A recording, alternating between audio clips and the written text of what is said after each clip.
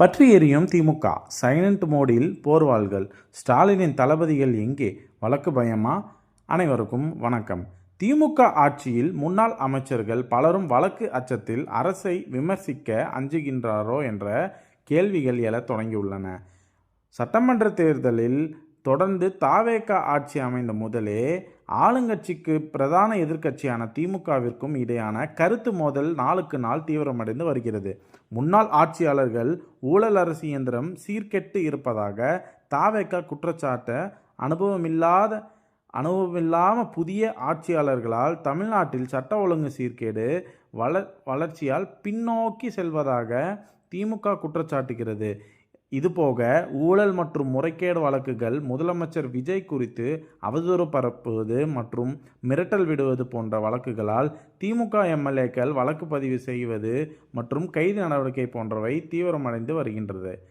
இதனால் ஒட்டுமொத்த திமுகவும் பரபரப்பாக காணப்படுகிறது. ஆனால் திமுக ஆட்சியின் போது ஸ்டாலினின் தளபதியாக இருந்த முன்னாள் அமைச்சர்கள் பலரும் எதிர்க்கட்சியானதும் சைலண்ட் மோடில் இருப்பது தொண்டர்களை அதிர்ச்சியடைய செய்துள்ளது. ஸ்டாலின் முதலமைச்சராக இருந்தபோது அவரது ஆட்சியின் முக்கிய அறிவிப்புகளை வெளியிடுவது, சர்ச்சைகள் தொடர்பாக விளக்கங்களை அளிப்பது, எதிர்க்கட்சிகளின் குற்றச்சாட்டுகளுக்கு பதிலளிப்பது போன்ற பணிகளில் சில மூத்த அமைச்சர்கள் முக்கிய பங்கு வகித்தனர். அவர்கள் சேகர் பாபு, KN நேரு, அன்பில் மகேஷ், செந்தில் பாலாஜி, பொன்முடி, தங்கம் தென்னரசு, ஏவா வேலு, மா சுப்பிரமணியம் மற்றும் PTR ராஜா ஆகியோர் அடங்குவார். ஆனால் ஆட்சி மாற்றம் நிகழ்ந்த பிறகு இவர்களால் பெரும்பாலானோரின் செயல்பாடுகளில் முன்பிருந்த தீவிரத்தன்மை இப்போது இல்லை என்பதே உடன்பிறப்புகளின் குற்றச்சாட்டாகும் உள்ளது. வழக்குகள் பயமோ என்ற அச்சத்தில் அவர்கள் ஆளுங்கட்சியை விமர்சிக்க அஞ்சுகின்றனரோ எனவும் சிலர் கேள்வி எழுப்புகின்றனர். ஆட்சியின் போது அரசின் முக்கிய செய்தி தொடர்பாளராக விளங்கியவர் சென்னை மாவட்டத்தின் பொறுப்பு அமைச்சரான சேகர் பாபு தான். அவர் செய்தியாளர்களை சந்திக்காத நாளே இருக்காது என்பதுதான் உண்மை. ஆனால் ஆட்சி மாற்றம் நிகழ்ந்தும் அவர் கட்சி சார்பில் கூட செய்தியாளர்களை சந்திப்பதில்லை.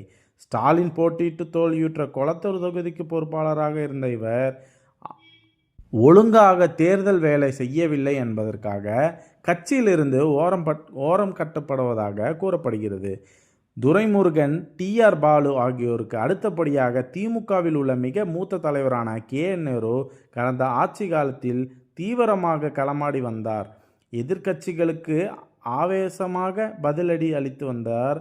ஆனால் தற்போது தாவேகா அரசின் செயல்பாடுகள் குறித்து கூட ஒரு பெரிய அளவில் விமர்சனங்களை முன்வைப்பதாக தெரியவில்லை. இவர் மீது பல்வேறு ஊழல் புகார்கள் நிலுவையில் இருப்பதும் இதற்கு காரணமாக கூறப்படுகிறது.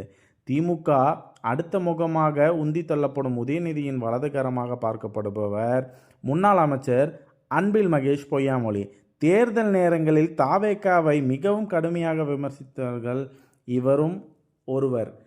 தற்போது சமூக வலைத்தளங்களில் அளவில்லா தாவேகாவிற்கு எதிரான தனது நிலைப்பாட்டை சுருக்கி கொண்டிருந்ததாக தெரிகிறது.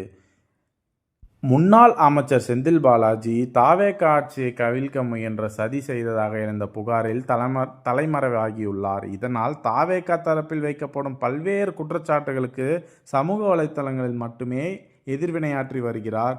ஸ்டாலினின் மிக முக்கிய தளபதியான இவரது கள செயல்பாடு என்பது கொங்கு மண்டலத்தில் திமுகவிற்கு மிகவும் அவசியமானது என்பது குறிப்பிடத்தக்கது.